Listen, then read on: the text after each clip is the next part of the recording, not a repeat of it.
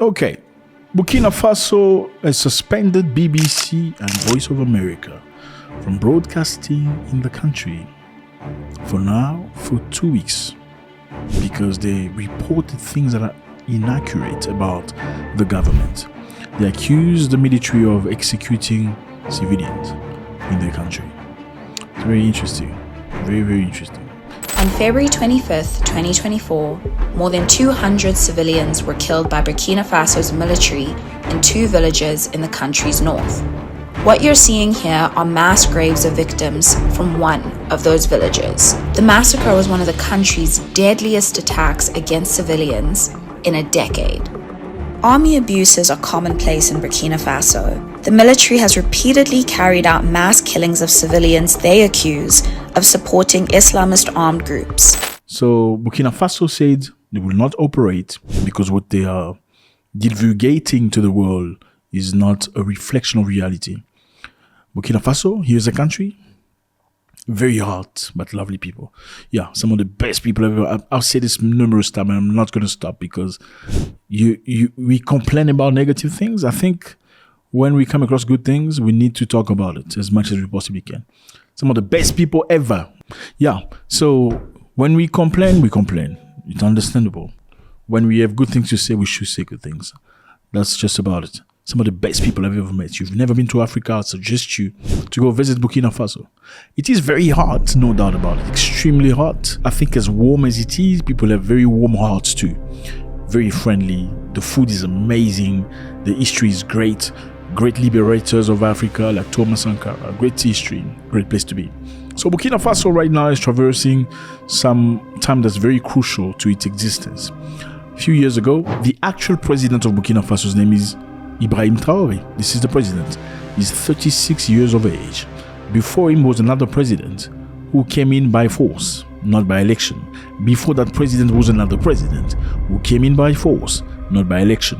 Why? Because those presidents were supporting or were too easy with terrorists.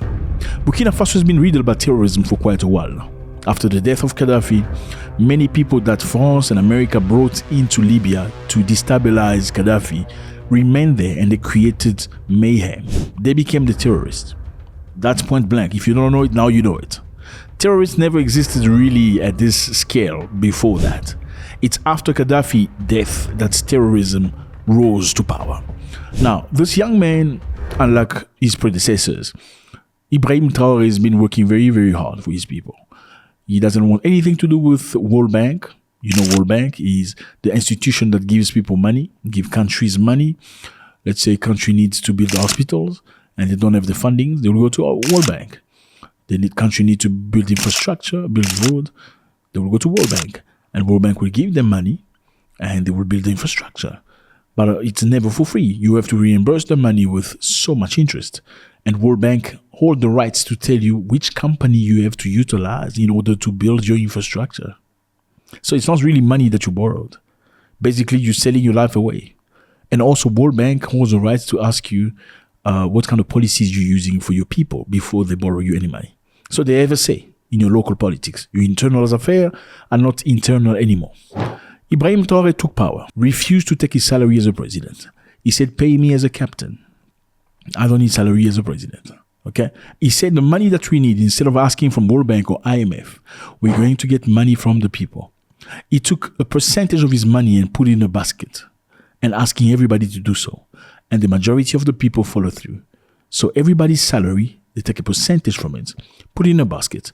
And that basket will buy weapons, ammunition, and serve to the military in order for them to be ready to go and fight terrorism. This is a young man, 36 years old. The majority of presidents in Africa, as soon as you get into power, you become rich. You buy houses, villas, you enrich your families, you bring your cousins and everything else. You make sure your family and extended family are rich. This is not the case here. With most presidents in Africa, they choose people from their own tribes and ethnic groups into power.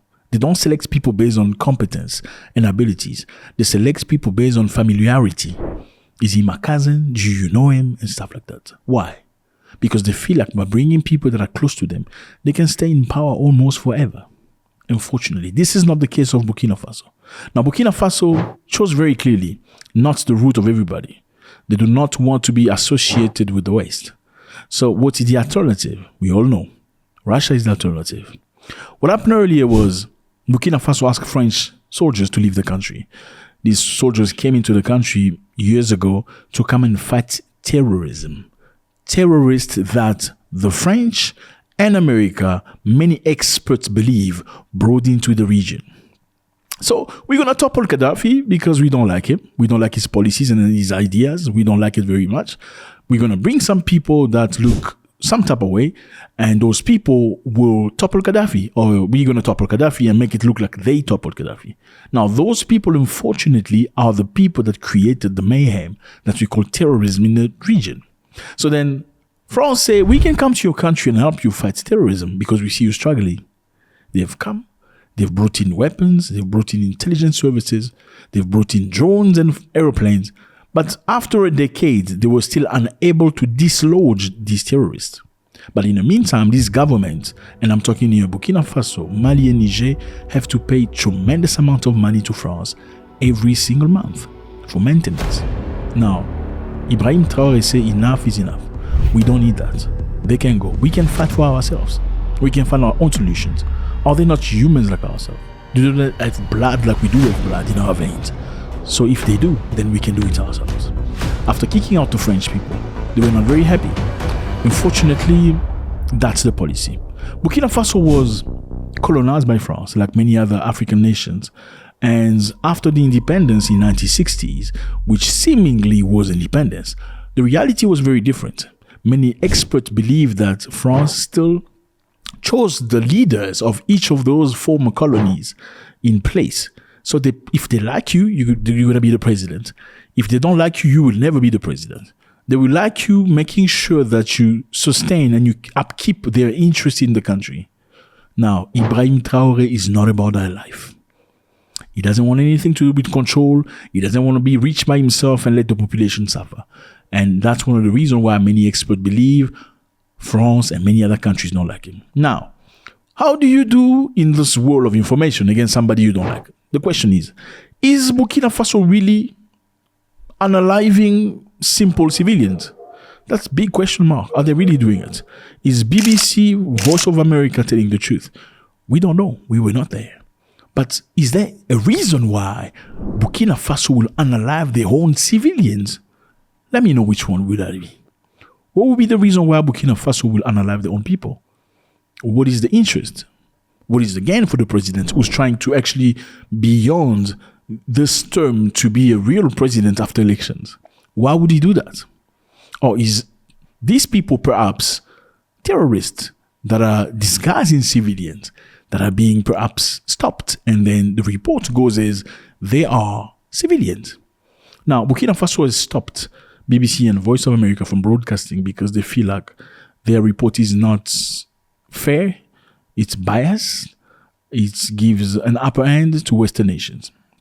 Because the question people are asking is, where is BBC and Voice of America when it comes to Gaza? Why is there no report that is accurate about things that are happening on the ground? But they're very quick to speak when it comes to African nations.